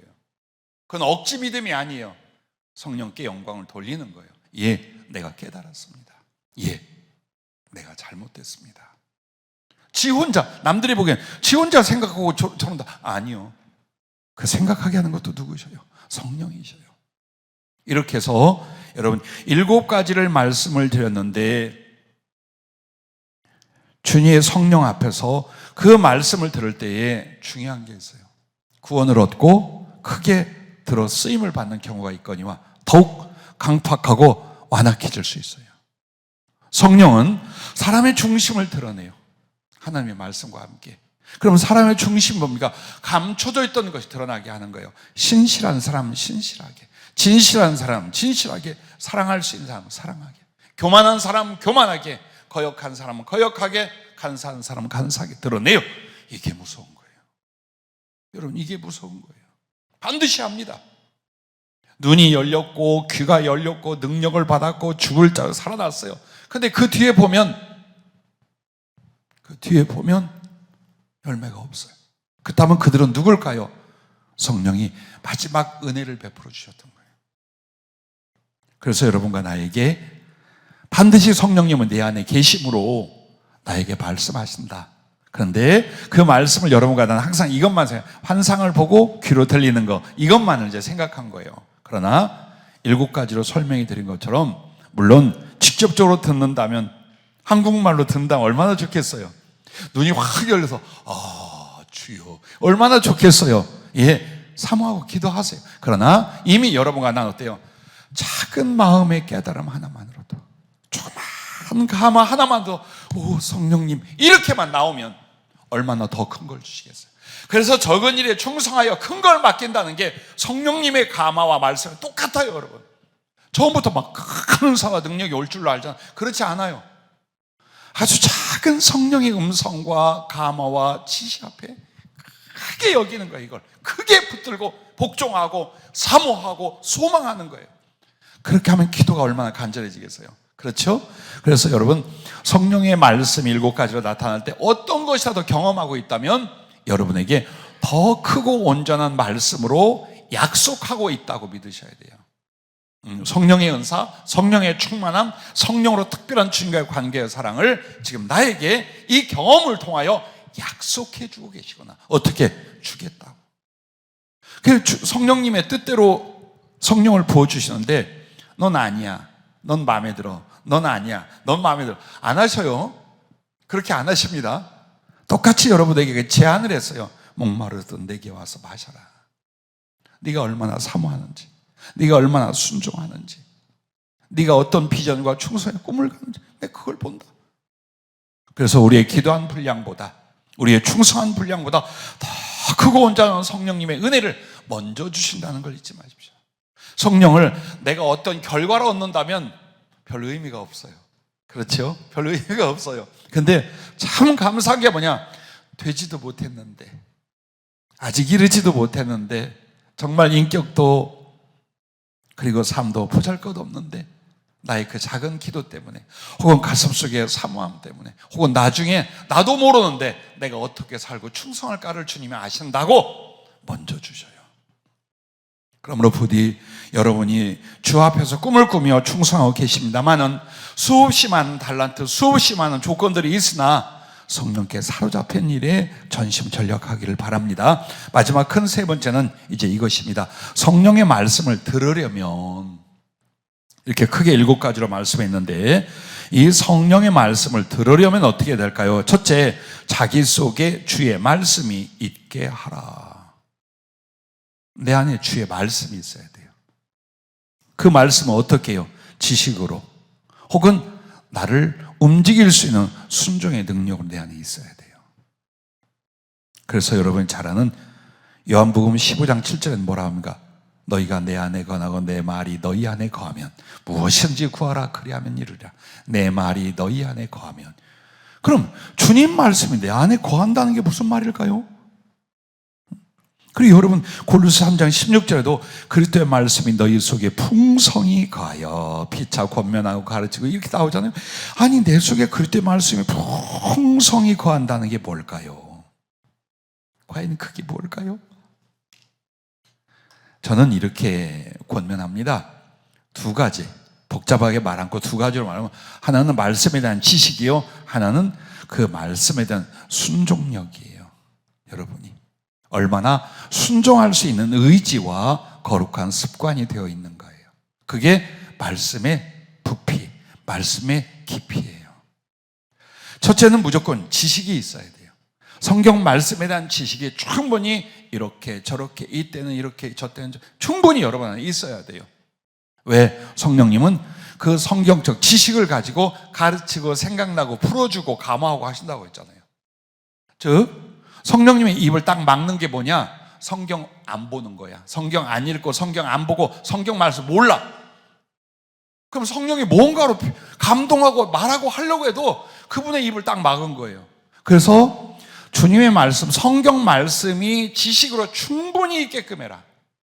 그리고 그 말씀에 대한 순종의 능력이 여러분이 어떻게 있는가 보세요. 감정 바꿀 수 있어요. 막 부글부글 속 끓는데 말씀이 딱 노하기를 더디하라. 승질내되 해지까지 품지 마라. 화내는 것은 하나님의 의를 이루죠. 아이고 주야, 괜찮아, 아이 괜찮아, 이렇게 되냔 말이에요. 꼴 보기 싫은 사람이 있어. 말하는 것도 생긴 것도 하는 진짜 꼴, 손톱으로 이를 탁 튀겨주지. 우리 어머니 옛날 표현이에요. 이를 탁 튀겨. 이러고 싶어. 막 불을 끌어올라. 겉으로는 웃고 있지만, 아유 저 그냥 만약 경험하셨어요? 그때 근데 그러고 계셔요 계속? 네? 분명히 말씀이 와야죠. 여러분 안에 말씀이 되죠. 온유한 자는 복이 있나니 저희가 땅을 기업으로 받을 것이며. 그리고 주님은 우리에게 어떻게? 당신 온유한 자요 겸손한 자를 하셨어요. 동시에 긍휼이 없는 자는 긍휼이 없는 심판을 받는다 그랬어요. 우리가 헤아리는 것으로 도로 헤아림을 받는다. 이게 확 오느냐예요. 그게 지금 나의 감정과 의지보다 더 강하게 나한테 올 수 있느냐. 그게 순종의 능력이에요. 그게 왔어. 주님 죄송합니다. 바꿔야지. 아니야. 자, 생각과 감정과 팔로 가는 길에 대하여 여러분 이렇게 말씀이 딱 떠오를 때마다 아이고 주여 하고 나를 막 부딪히고 깨트려서 바꾸려고 한다면 그게 말씀이 여러분 안에 거하시는 거예요. 근데 성경이 떠오르거나 성경으로 건배하는데도 흥, 칙뿡 이러고 있어. 즉 말씀을 다 튀겨내. 그러면 그 말씀의 지식 결국 판단과 교만밖에 갖고 오지 않아요. 왜 성령의 역사와 성령의 감화 말씀이 우리한테 희귀한가? 하나님 말씀에 대해서 나를 꺾고 부서뜨리고 살아왔는가? 왜? 성령은 아주 온유하셔요. 세밀하시고 온유하셔요. 내가 거절하죠? 딱 뒤로 물러나셔요. 이것이 죽으려고 너 한번 나랑 붙어볼래? 안 하셔요. 내가 거부하거나 내가 무시하거나 내가 곤란해하잖아요. 와서 건들 이거는 강아지나 그래. 우리 키워본 강아지가 먹을 것 앞에 체면 불가 계속 달라 그래. 근데 성령님 안 해요. 그래 힘드니? 창피하니? 곤란하니? 점점 뒤로 하셔요. 그게 성령을 근심시키고 소멸시키는 거예요. 그래서 일단 성령의 큰 권능과 은사를 받기 전에 여러분은 성령이 계시다는 걸 인정하셔야 돼요. 그리고서 그 성령님이 가장 주체적이고 핵심적으로 역사하는 게 말씀 가지고 하신다. 그래서 하나님 말씀의 지식을 열심히 받고 그 다음에 그 말씀에 대한 감동, 권면, 지식 이런 거에 대해서 받아들일 수 있게끔 만드는 거예요. 자, 분명히 이 길을 가면 가난하고 힘들 것 같아요. 내가 조금만 저쪽에서 노력하면 그래도 이보다 나을 건데 근데 여기가 바로 주님이 원하는 길 같아요. 내가 깨달은 말씀으로 분명 그래. 그럼 여러분 어떻게 할까요? 요거보다 조금 더 나은 삶을 위하여 얘를 무시한다? 그럼 말씀을 내 안에서 내어 보내며 그리스도를 내 안에서 내어 보내며 성령을 내 안에 내어 보내는 일을 내가 하고 있는 거예요. 무엇이 두려워서가 아니에요. 지옥 갈까 봐 벌벌 떨고 뭐 주님이 나타나 병을 줄까 봐가 아니에요. 내가 따르지 못하게 될 때, 내가 이 말씀을 놓칠 때 나는 말씀과 주의 영을 놓치게 되어진다는 거예요.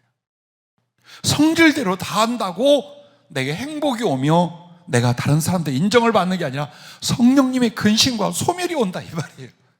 그것을 항상 마음에 두셔서 여러분과 내가 자기 속에 주의 말씀이 있게 하라. 이 부분이고, 두 번째 성령님을 인정하고 의지하고 사모하고 순종하라. 네 가지입니다. 성령님을 인정하고 의지하고 사모하고 순종하라. 이 부분이에요. 자, 어떤 개별적인 믿음과 경험을 이제 성령님이 주실 거예요. 그의 말씀 메시지 범위 안에서. 그때 여러분은 성령인지 아닌지 영분별 한다고 내치지 말아요. 아까도 말씀드린 것처럼 성경적이면 하나님의 뜻에 관계됐으면 내 양심에 옳다 하는 것이 깨달아지고 느껴지고 도전이 왔으면 성령님으로 인정하세요. 인정하세요. 그것을 인정하고 그 다음에 어떻게 해요? 순종하려고 하세요. 그리고 무엇보다도 여러분이 사모해야 돼요. 나로 성령님 정말 주님을 알게, 주님을 느끼게, 그 말씀을 듣도록, 그 은사를 받도록, 그 주님의 나의 모든 것을 주고 함께 할 수 있는 그것들을 성령님 내게 가져다 주십시오. 나는 성령이 필요합니다. 성령에서 주님과의 모든 사랑이며 그 지혜이며 내가 세상에 복음을 전할 일들이며 나 이거 아니면 죽어버릴 거예요. 근데 한번 궁금하다. 여러분 성령 안 보여주면 죽겠다고 한 적 혹시 주님 협박한 적 있나요? 임조선 있어요? 근데 안 죽었어. 왜? 그러니까 주님이 안 속지. 죽었어야지.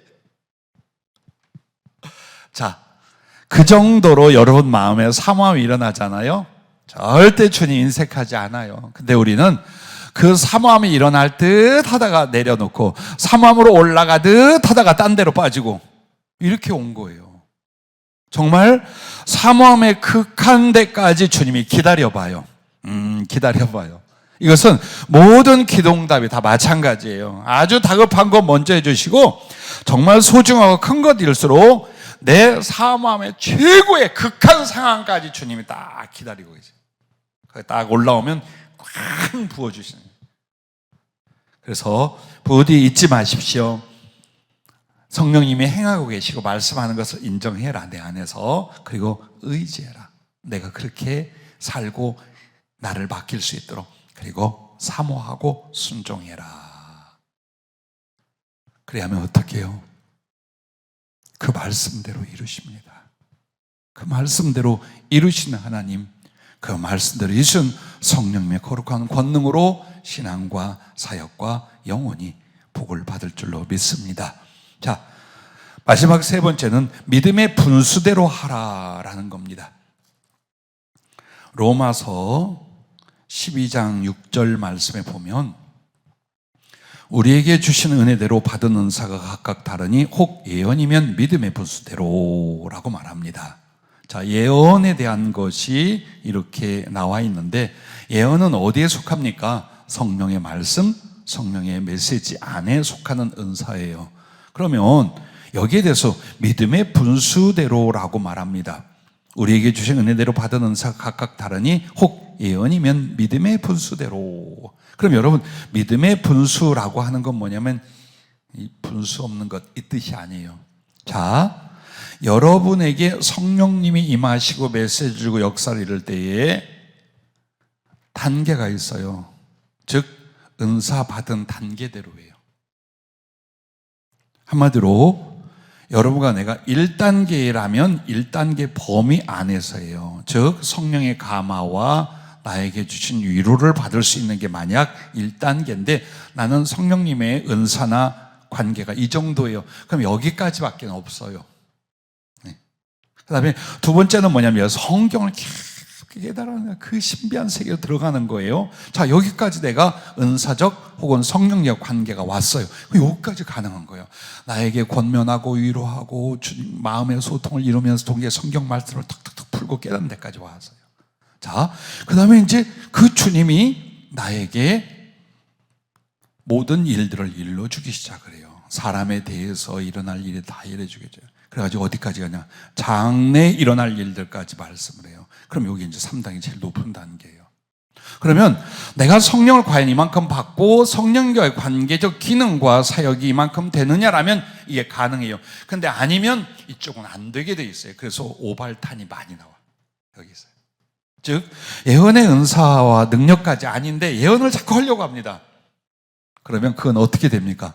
증험이 일어날 수가 없죠. 즉 결과를 볼 때 안 맞는 말이 되고, 그러니까 누가 거짓말로 성령의 은사를 안 받고 막 그런 게 아니에요. 오버하는 거예요.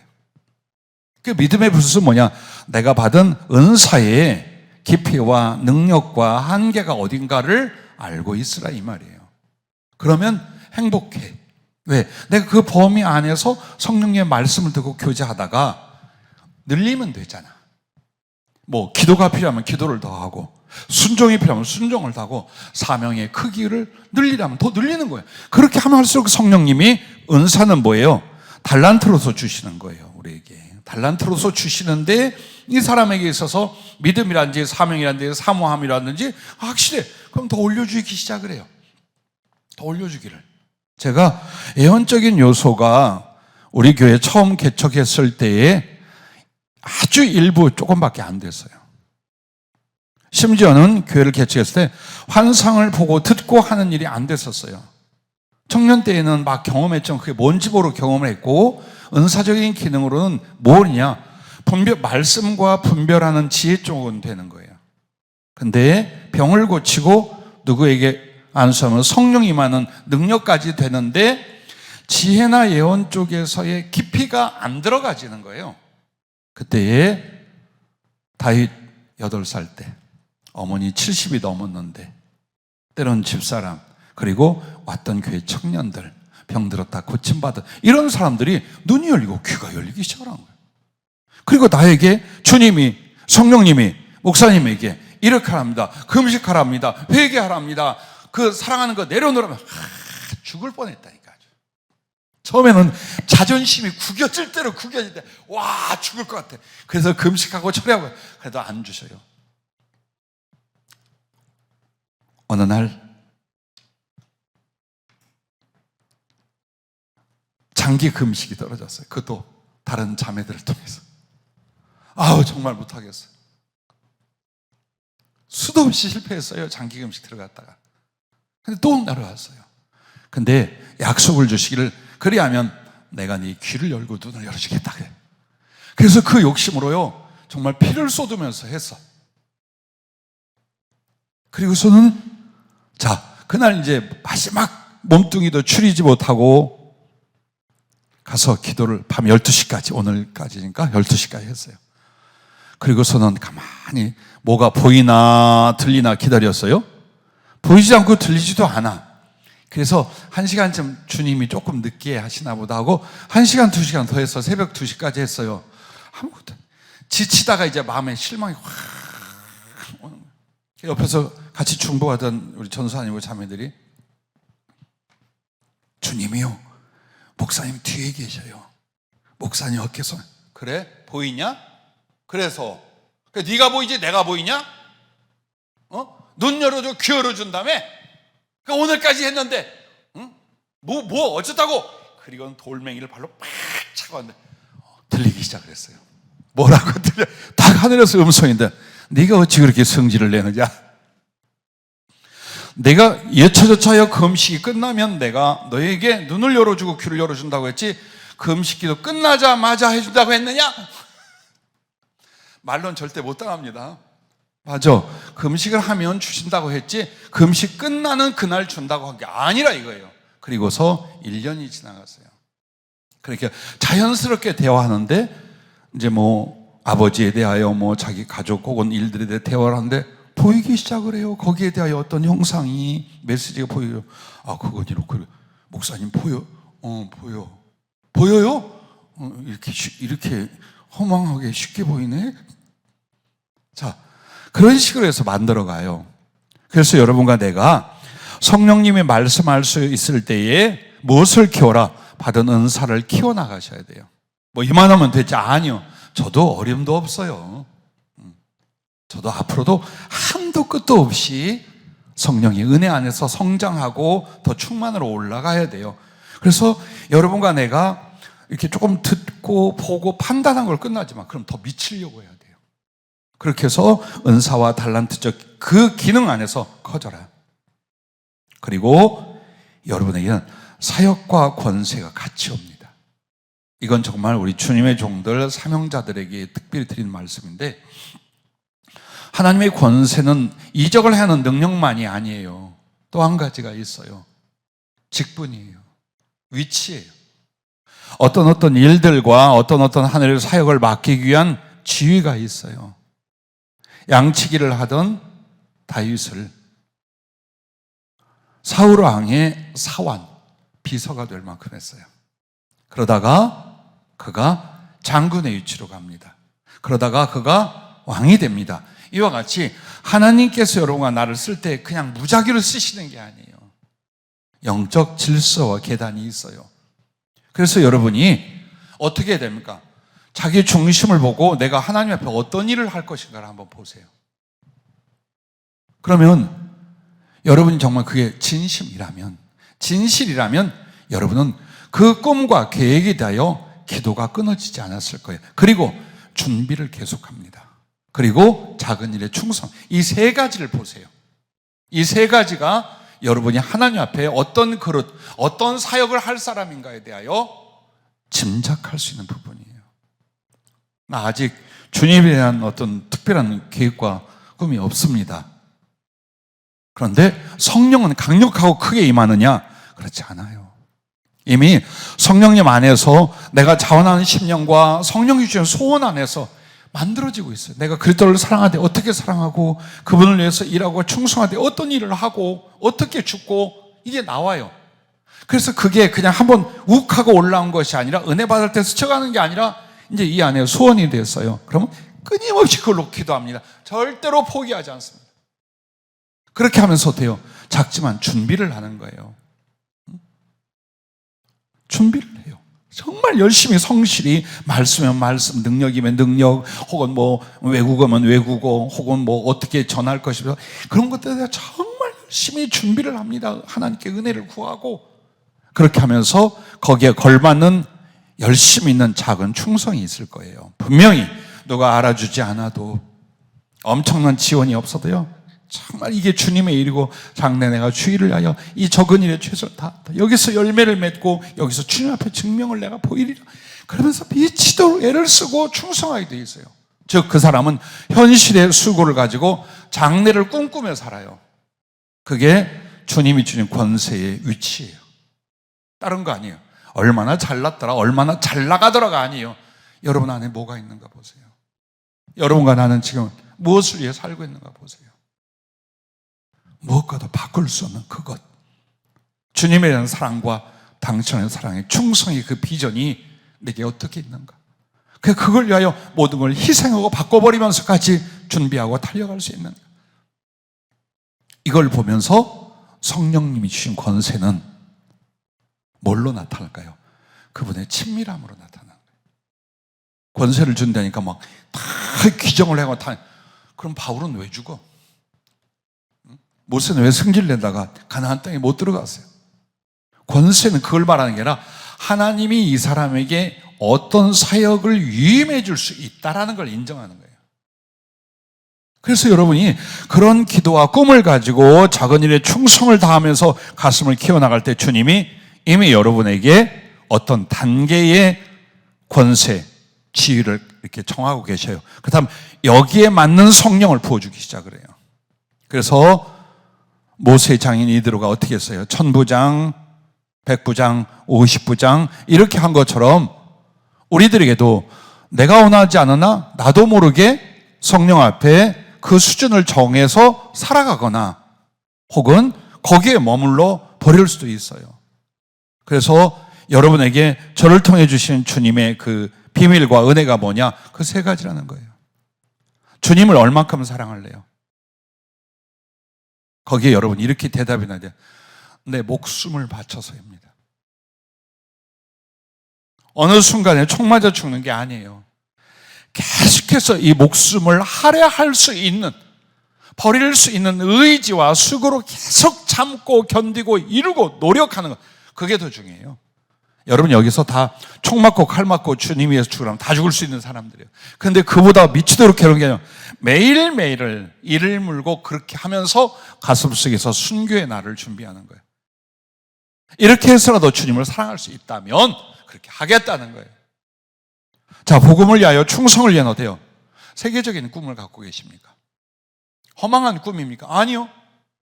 전 세계로 나가 복음을 어떻게 강력하게 전하며, 어떤 사랑과 긍휼과 자비를 베풀며, 어떻게 사람들, 제자들을 양육하며, 이런 것들이요. 그 크기를 한번 생각해 보세요. 아우, 나는요 이만하면. 아니에요. 그게 아니에요. 그리고 교만도 아니에요. 과욕도 아니에요. 성령이 자꾸만 여러분한테 꿈을 줬을 거예요.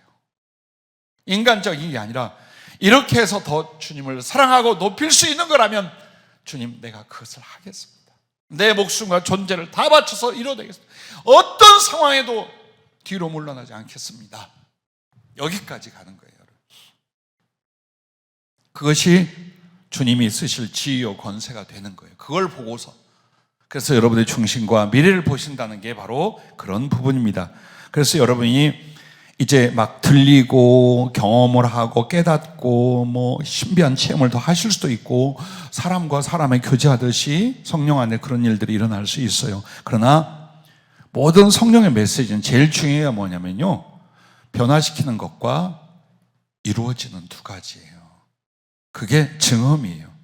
변화가 돼야 돼요. 나와 함께 나를 통해 성령의 메시지를 나눈 사람들이 변화되는 것, 그리고 예언적인 요소에 대해서는 그것이 성취가 되는 것, 이런 것들이에요. 그러기 위하여 여러분과 내가 성령의 말씀을 듣는데 나 개인적으로 위로받고 사랑의 고백을 듣고 내 마음의 위로를 얻고 막 이렇게 하는 것은 얼마든지 가능해요. 그것은 은사의 수준이 아니라 여러분의 사모함 따라서, 그리고 그 성령의 말씀을 얼마나 진지하게 받아들여야 가능해요. 근데 이제 앞으로 점점 될 거면 사람을 변화시키는 일, 말씀을 통해 지혜를 받고 영적 능력이 나타나는 일들, 그리고 예언적 요소로 가되 이 예언이 그냥 보통이 아니야. 아주 큰 예언들이 되기 시작을 해요. 그러면 이제 이게 어느 위치가 됐다라는 거예요. 여러분을 그만큼 은사의 높이와 크기를 이룬 것과 하나님이 쓰시는 권세의 위치가 올라가 있다는 거예요. 그래서 우리에게 겸손이 필요한 게 뭐냐면, 모르면 모른다고 대답하면 돼요. 혹시 여러분이 성령님의 말씀이 들리고 체험을 해나가는데 누가 물었어요. 그리고 또 우리들 그런 거 잘하잖아요. 우리 또 가족 중에 누가 막 처음은 기도를 그러다 망한 사람이 있어요. 호주로 가버린 사람이요. 애들이 성령을 체험했어요. 초등학생들이. 맨날 거기다 물었어요. 주님 뭐라고 하느냐, 주님이 뭐 돈 언제 준다고 했더냐, 우리 집은 언제 얻는다고 했더냐. 이쪽으로 이제 예언이 아니라 자기의 생활의 필요를 위하여 아이에게 계속 매달렸어요. 그렇게 하면서 점점 나를 외면하고 피하기 시작했어요. 근데 그게 전부 다 완전히 허망한 헛된 것을 결론을 나고 그다음부터 멈췄어요. 왜 그런 일이 벌어져? 분명히 그래서 우리나라 교회에 성령의 메시지 혹은 예언에 대하여 엄청나게 질타하고 막아내기 시작을 했었어요. 이유가 안 맞아. 성경적으로도 안 맞고 결과적으로도 안 맞아. 휴거 이야기 보세요. 주님의 재림에 관하여 자기에게만 일러줄 수 있을 만큼 스스로 과시현대를 한 거예요. 응? 그래서 그렇게 되는 거예요. 누가 그리스도를 사랑하지 않은 게 아니에요. 그들 중에 일부러 인간의 야욕을 가지고 막 꾸며 선 게 아니에요. 그건 저도 잘 알아요. 그런데 뭘 했어요? 분별을 안 한 거예요. 성령의 이 메시지, 성령의 말씀에 대하여 그 정확함, 즉 믿음의 분수로 받질 않았어요. 지금 그 정도의 믿음과 그 정도의 하나님의 쓰실 단계가 아니었어요. 그런데 하기 시작을 했어요. 그러니까 옆에서 막 우와 했어요. 그러니까 더 하기 시작했어요. 강아지가 뛰놀고 고양이가 뛰놀듯이 막 옆에 잘한다 그러면 더 했어요. 그 결과 어마무시한 일을 우리나라가 당했잖아요. 그리고 재림에 대한 이야기, 휴거에 대한 이야기, 성령에 대한 이야기가 강대상에서 싹 사라졌던 적이 얼마나 길게 왔는지 몰라요. 그래서 여러분과 나는 오늘 이 내용이면은 충분히 성령의 말씀을 어떻게 우리가 받아들이고 가슴에 두는지, 또 그 거룩한 성령의 말씀과 메시지를 어떻게 받는지 여러분이 이제 충분하리라고 생각을 합니다. 그래서 여러분들이 특히나 예언 요소는 증언이 있어야 되고, 그 다음에 누군가가 예언을 한다면 이렇게 물어보세요. 성령이 보여주십니까? 성령이 들려주셨습니까? 성경 말씀을 적용해 줄 수 있습니까? 물어보세요. 그래서 우물쭈물하면 그냥 지나가세요. 귀 기울이고 앉아있지 말고 거기 가서 그 복채 내고 앉아서 저기 허드시도 하지 말아요. 그 사람이 자기 말을 하는지 성령이 말하는지도 몰라요. 왜?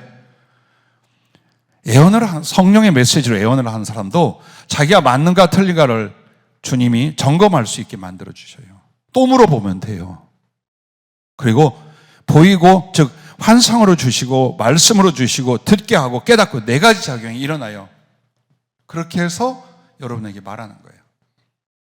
그렇게 아닐 때는 하나님이 성령님 내게 줬는데 그럼 물어보세요. 그래서 대답을 못할 때는 아직 그 수준이 아니거나 자기 말을 가지고 성령의 말이라고 생각하고 있거나예요.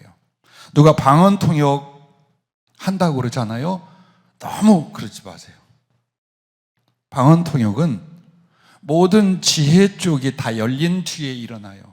방언은 자기 개인적 기도의 유익을 위하여 성령님과의 거룩한 접촉을 통하여 은혜를 얻게 하시지만, 그걸 통역하는 건 어디에 속하느냐?